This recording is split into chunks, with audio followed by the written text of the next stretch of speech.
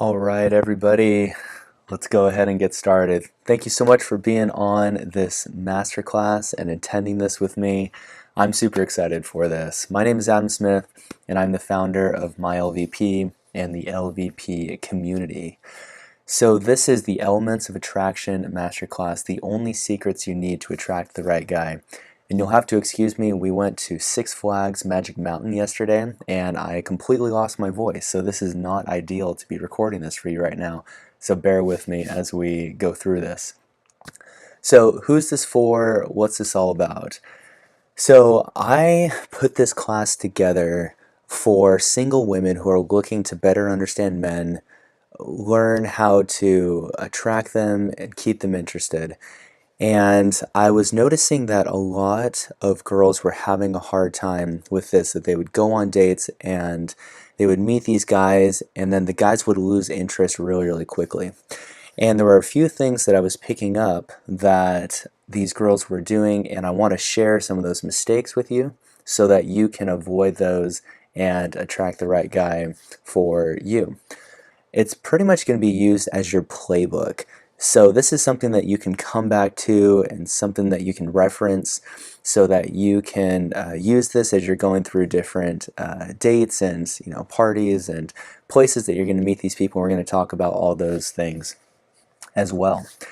So remember, something really important to remember is that dating is a lot like a dance. And I don't know if many of you like to dance or even know how to, but sometimes as I was learning how to dance, I would make wrong moves and I would really get frustrated.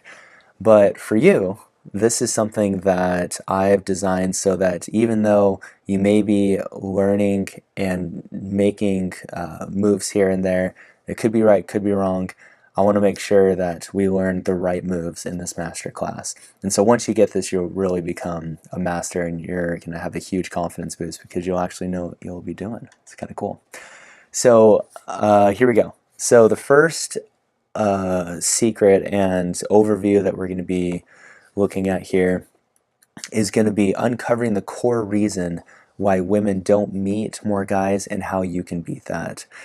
So this is essentially going to be covering more of a mindset ideal in why a lot of women have a difficult time expanding their networks and that one thing that is going to be keeping them back. And we're going to learn some action steps to be able to overcome that so that we can meet more guys. That's the reason why we're here, right? So secret number 2, we're going to be diving into some of the best social hotspots so that you can meet more guys faster. What I've done is I've outlined the things that are most, pretty much the best places to go and meet these guys. So that's going to be really cool. But what I'm super excited for is secret number 3. This is exactly how to start talking to guys with no fear of rejection. And this is really cool because I feel like a lot of times this is the one thing that holds us back, is taking that first initial step. How do I attract this guy so he can come over and talk to me? And if he's not getting the clue, how can I overcome my fear so that I can go over and talk to him? Now, secret number 4, we're going to be diving deep into some of the subtle hints that guys give you and learning to recognize some of those basically secrets that the guys are giving. A lot of the times these are subtle hints and things that guys will do so that they can show interest. A lot of psychology here and really diving deep into the male mind. This is going to be really fun. I'm excited for that one. And secret number 5, exploring what keeps guys interested in some girls and why they lose interest in others. And this is something that's going to be really cool as well, because this is where a lot of women lose it. They'll go on a few dates, but then what keeps this guy interested? How can I get him to call me back? And all these things without doing anything crazy. So this is going to be really fun. I'm excited to go through this with you guys. So before we jump ahead into like all the tactical stuff, like the scripts and things like that, I want to make sure that we really get the core mindset down. And this is what we're going to uncover in secret number 1. You're going to get so much more out of this you stay with me through these first couple secrets, and then I promise we'll start getting into some of the more tactical techniques and strategies and things that we can use as we jump to secret number 3, 4, and 5. So I do want to make sure that we understand that this information is solely an expression of opinions and shouldn't be considered professional advice, but this is something that I've discovered over the years of dating, what I've seen, what I've experienced in my own life. And I've also studied a lot of inspirational speakers, motivational speakers, and people who specialize in personal development and relationship coaching. And so this is where I've begun to uncover and kind of piece a lot of different things together so that we can get the crux of what is going to attract these guys. Okay, so if we're ready to get started, let's go. So here is secret number 1. This is the one thing that's holding you back from meeting more guys. And that one thing is fear. And everything that happens is going to be centered around destroying this one thing. And I'm sure you've experienced this yourself. I know we all have, but I really want to dive into this because once we understand this, we're really going to be able to find ourselves and then be able to find love. So the reason I created this, especially this secret, was because a lot of women were getting caught up in their own heads. And sometimes dating can be really, really hard because of fear of our own inadequacies. We don't feel like we're good enough or smart enough, and this can really take a big toll on our self-esteem. And so I really want to dive into understanding fear, what creates it, and how we can beat this. And this is really about putting our own happiness into the hands of somebody else. And this is an extremely dangerous mindset and a very unhealthy way to view the world. When we're at the mercy of somebody else and what they think, it begins to create a distortion in our own minds. If we think another person thinks we are amazing, we feel like we're on the top of our game and we're on the top of the world. If a person thinks we're mediocre or even has a negative perception of who we are, we feel worse about ourselves. And I'll give a couple examples so that you guys can see this as well. And so a regular girl would react to this situation, would be, let's say that a girl gets out by a guy that she really, really likes. And he's got a great job, his family's amazing, he's really good looking, and she really likes this guy. And he asked her out, she's pretty nervous about the date, even though it's a few days away. She's scared, really anxious, she gets butterflies in her stomach about what's going to happen, and maybe you've felt this same way as well.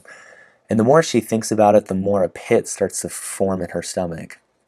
So she goes on the date, she's really flustered, she has a lot of self-doubt, and kind of all these different questions start to come together. You know, what if he doesn't like me? What if we're into different things? What if I say something really, really stupid?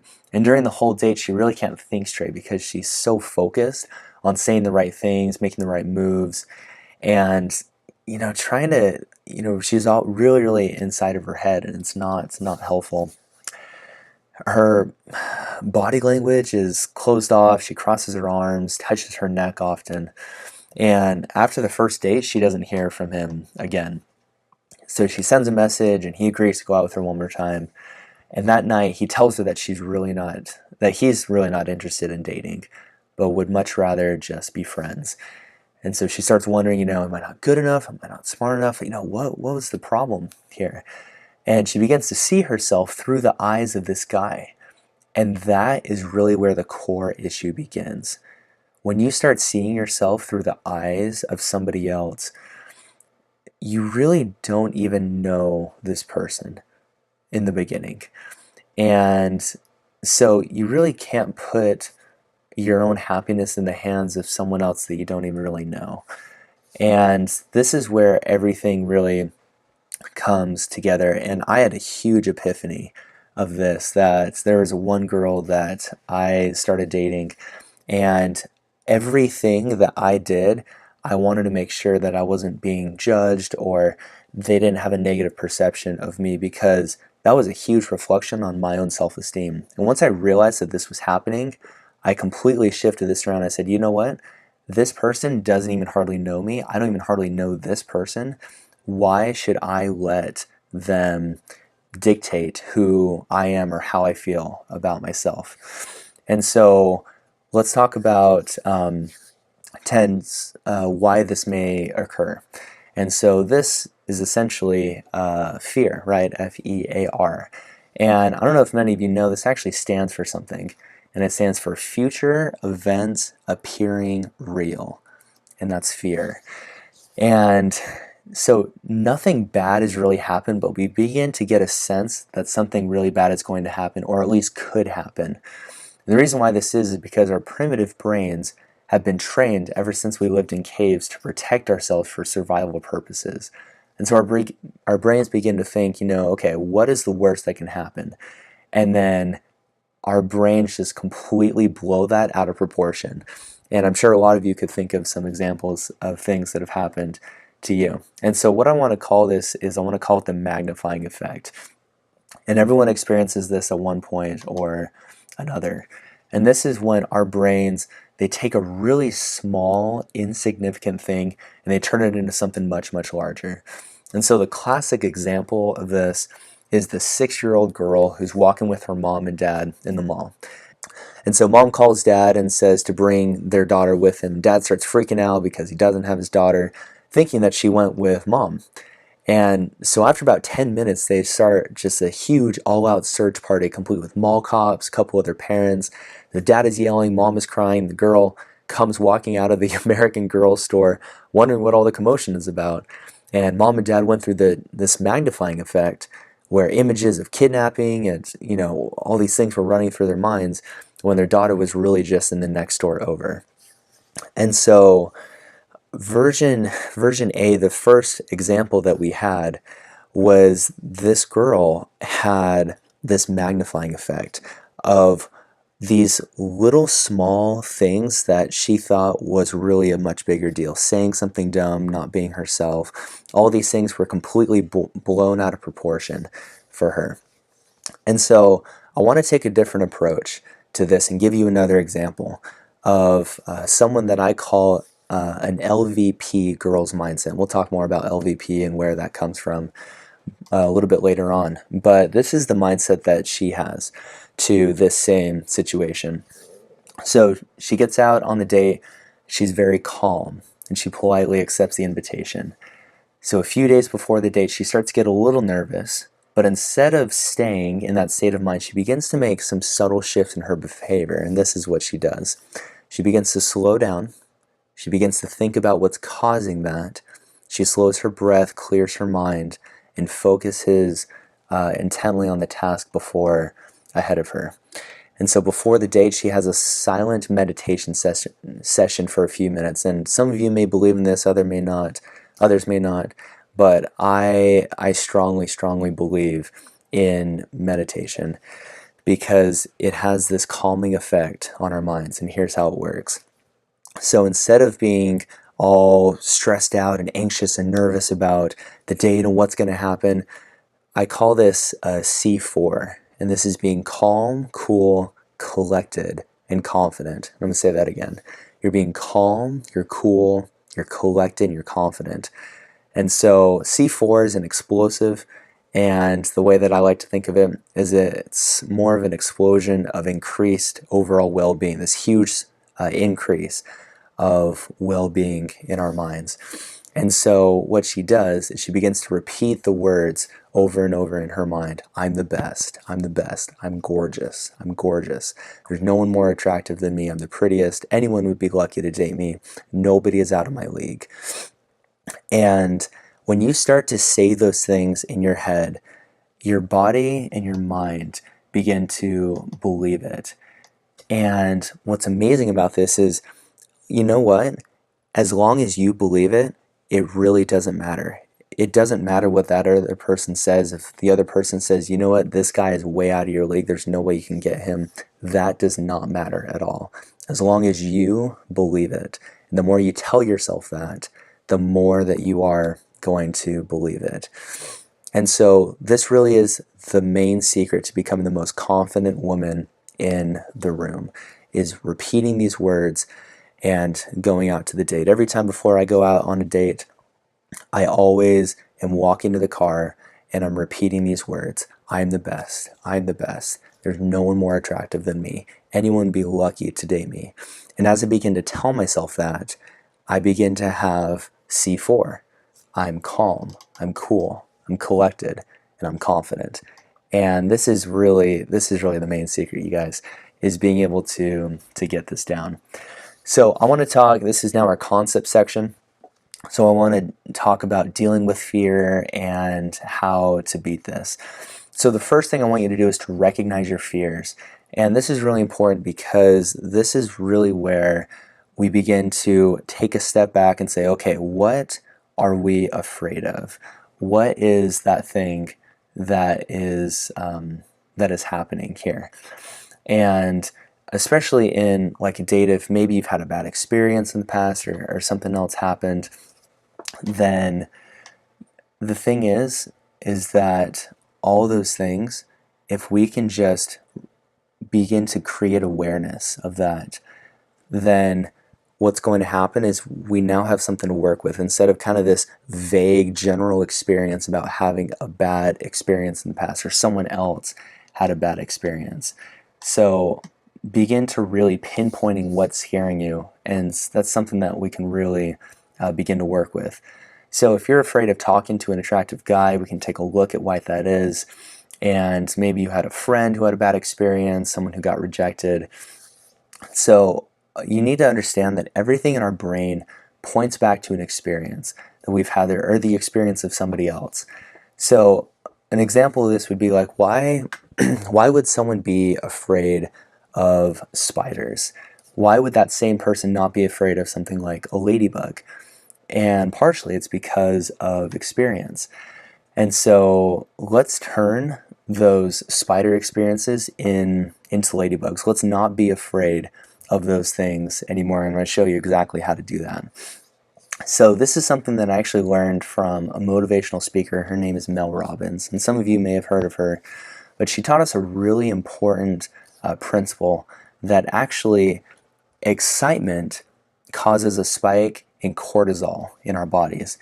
And that same spike in cortisol is actually fear. And so excitement and fear are essentially the same chemical reaction happening in our bodies. You know what that means? It means that when we're feeling afraid or scared or something, we're actually feeling excited. And you think about the last time, I remember a couple years ago we went skydiving and I was getting up in the plane. We're up about 13,000 feet. I was feeling pretty scared. I'm looking down and I'm seeing nothing but clouds. I'm like, oh my gosh, like this is pretty freaky. But I was really, even though I was fearful, I was really excited.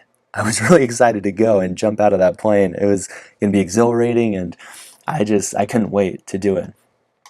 But understanding that fear is also the same as excitement. So when you start to see, an attractive guy across the room and your heart starts racing, your palms start sweating, you start to feel nervous and anxious, that excitement causes you to feel the exact same way.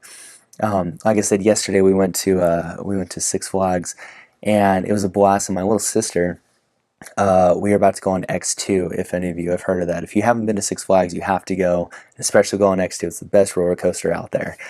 And my sister was like, I'm not going. There's no way. I can't do it. And she started to get really, really nervous about this because we started telling her, hey, this is actually a really scary roller coaster. Like, this is one, because I love to tease. It's one of my favorite things to do. And my siblings don't love it, but but we're like, Abby, you have to go on this roller coaster. You have to conquer this fear. And when she starts to kind of feel nervous and anxious about going on this ride, it really was the same as excitement. Excitement was causing her to feel the same way. It's the same chemical release that was happening in her body.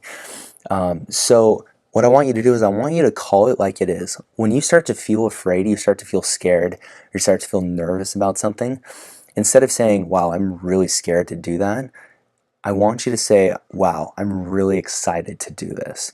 I'm really excited. I can't wait to do this. This is going to be exciting. And so once you start doing that, it's really important that you call your fears your excitement. And that way, your fear is going to completely dissipate. The second thing I want to talk about with this is anchoring ourselves. So we understand that excitement is equal to fear. And so Mel Robbins teaches us that when we start to feel excited, we have to ground ourselves with an anchor thought. So what's an anchor thought? So this is a happy, a positive, something semi-related to what we're feeling excited about. And so say if you're on a plane, you're really scared of flying. What you would do is once you get on the plane, your anchor thought could be going to the place that you're going to. And maybe you're going to spend it with family, or you're going on a vacation or something like that. Some sort of happy related thought, the great time that you're going to spend with a significant other or a family member or a really close friend. What do you have? What is the end result that you're trying to get to with this? So if you're at a local hangout, for example, and you see a really attractive guy, think about something happy or positive, somehow connected to what you're feeling. And so in this case, you could think about it like it's maybe how you're going to feel talking to him, or him getting your number. Or if you need something a little bit more powerful, maybe like a long walk on the beach. I'm from California, sorry for the long walks on the beach, but we love those here. You're taking long walks on the beach, holding hands with your boyfriend as he pulls you tightly and runs his gentle hands through your hair. Maybe that could be one of your thoughts that you're thinking of. So it really doesn't matter essentially what that thought is, as long as it's somehow happy and positive and connected to what you have to do. So the third thing is not feeding our fears.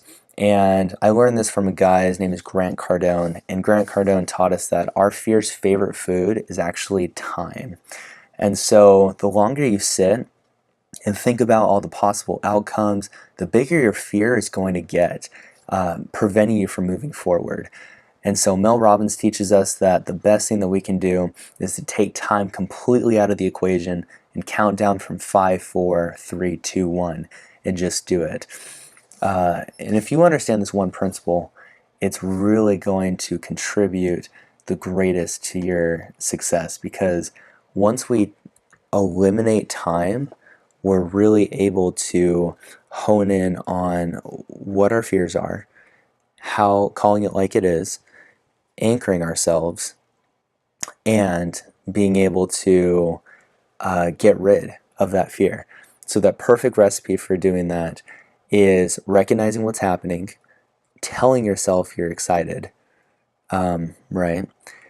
Anchoring your thoughts, and then taking time out of the equation, not feeding our fears. And that's really what's going to help bring everything together for you. Guys, if you do this, I'm serious, this is really going to completely revolutionize the way that you date, and the way that you go out and meet guys, and the way that you see dating. Maybe you don't have a very fond experience right now of dating because you've had bad experiences in the past. Follow this formula. Recognize your fears. Tell yourself you're excited. You're about to go on a date. Hey, I'm really excited to go on this date. And then having an anchor thought. Maybe he's going to ask you to be his boyfriend, or even the idea that maybe you get engaged, and this is the perfect guy for you. And not feeding your fear, just going and doing it, taking time out of the equation. It's really the perfect recipe of getting rid of fear and having success in your relationships. So these are called FAQs. We talked about these a little bit. These are going to be focused action questions. And so what these are questions to basically test our understanding and to be able to do some self-reflection. And so I'm going to ask you guys to go through these and just take a few minutes to write these down. So what does fear actually stand for? We talked about this, and so I want you to write this down. So take a few minutes, pause this video if you need to, this presentation, and really answer this question. The second thing is, what are some things that you are afraid of in dating? And ask yourself why. And don't be afraid to be honest with yourself. What are those things that you are most afraid of in dating? Maybe it's going out and meeting new people. Maybe it's how, I really want to get this guy's number. I want to, see him again. Maybe it's, being scared of, having like awkward pauses and silences, maybe in the first few dates. Maybe that could be it. And then really ask yourself why. Like, why is that? Why are you afraid of those things? Okay. And then the third is, what was your aha moment from this section? Was there anything that really popped out at you that you thought, wow, like, aha, yes, like I needed to hear that. Some sort of aha moment that you had from this section. And the fourth thing is, how can you apply what you've learned about fear to meeting guys? So thinking about that, take a few minutes, pause the video if you need to, and I'll see you in Secret 2.